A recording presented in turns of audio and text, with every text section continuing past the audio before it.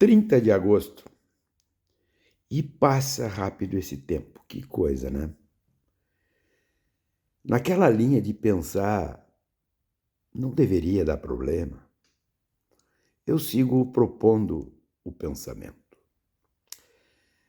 Aqui no Rio Grande do Sul, nós entramos em setembro.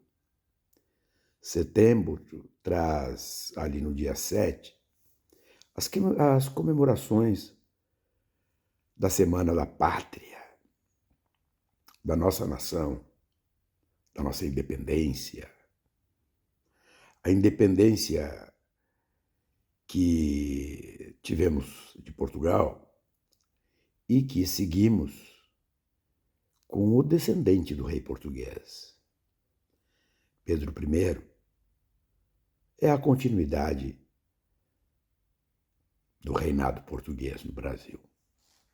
O Império Brasileiro se estabelece a partir da não ruptura. Assim foi. 20 de setembro, aqui no Rio Grande do Sul, comemoramos a epopeia Farroupilha. Um movimento que se transformou num processo de exaltação de uma nação que nunca existiu. A República de Piratini, na verdade, foi um episódio que se desenvolveu por causas que normalmente são as causas que levam às guerras. Não foi uma revolução popular. A história mostra isso. Mas, num processo onde nós temos dificuldades em reconhecer as nossas derrotas, nós acabamos tendo dificuldades de reconhecer os próprios fatos. A dita Revolução Farroupilha, que de fato aconteceu entre 1835 e 1845, ela terminou com um acordo feito lá pelas bandas de Dom Pedrito, em Ponche Verde, onde foi assinada a rendição dos gaúchos. Leia-se: os fazendeiros gaúchos, junto com o Império, fizeram um acordo de paz. E esta paz foi consequência de uma derrota militar e política.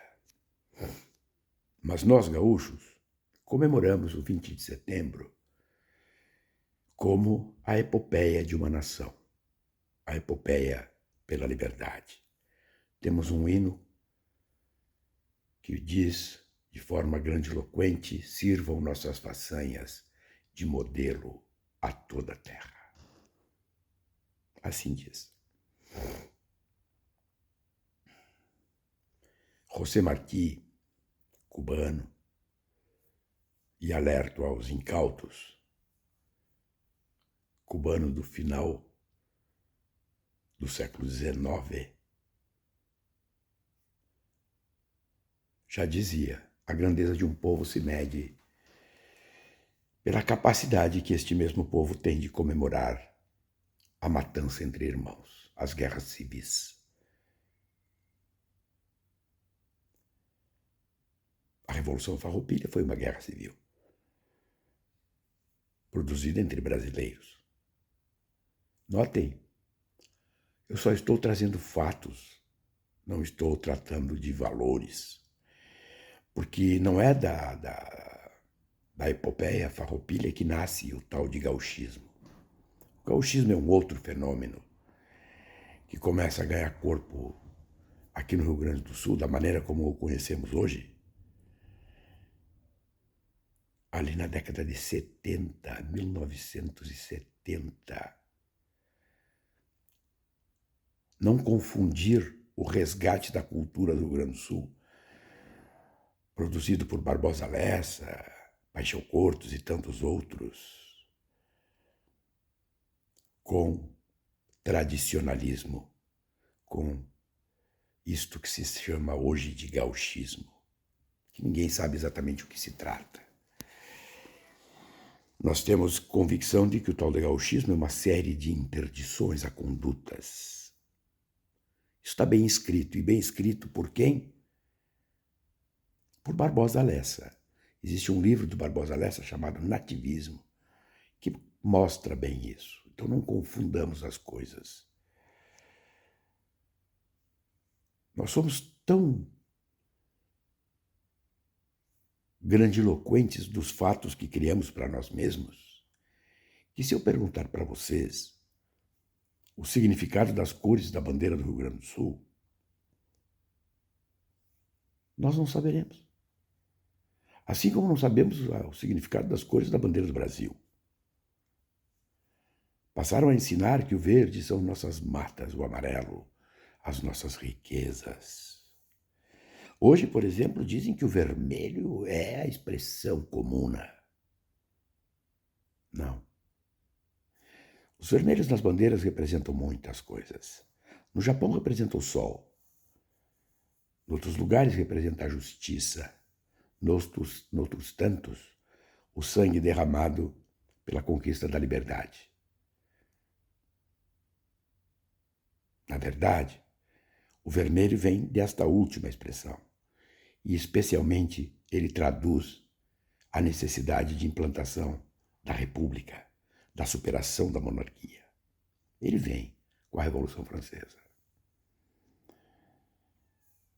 Pois no Rio Grande do Sul, a nossa bandeira verde, vermelha e amarela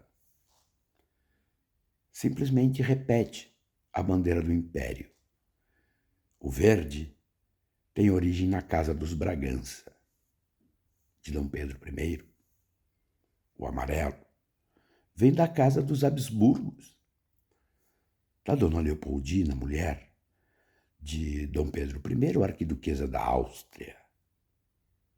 E o vermelho, sim, se coloca sobre o Império, buscando a República, como faziam os farroupilhas. O que quero dizer com tudo isso? Que temos direito a quase tudo, menos modificar o passado, como ele aconteceu de fato.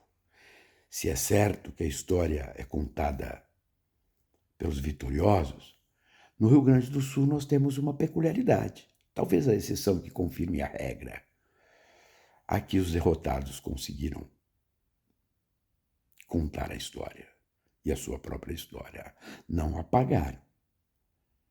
Eles geraram uma leitura muito particular sobre a nossa própria história. Isso tem consequências gigantescas no mundo da organização econômica, da organização social, da articulação política. As coisas aqui são tão interessantes que o tal de gauchismo é capaz de fazer com que as pessoas não tenham a menor ideia de quem foram Chimangos e Maragatos. Alguns pensam que Chimangos e Maragatos viveram os tempos da Revolução Farroupilha. Não. Chimangos e Maragatos vêm de outra guerra civil. 1893. Portanto, gente, eu estou dizendo assim, em tempos de comemoração, comemoremos o conhecimento e a nossa capacidade de aprender com o passado, com os fatos, com aquilo que vivenciamos, e não com desejos. Agora, uma coisa é certa. As nossas habilidades culturais constroem poder. E nós temos grandes habilidades aqui. Mas perdemos grandes coisas por conta de uma certa ideologia que é obtusa, que se recusa a enxergar aquilo que já enxergaram. Pensemos, vou falar mais sobre isso. Um abraço.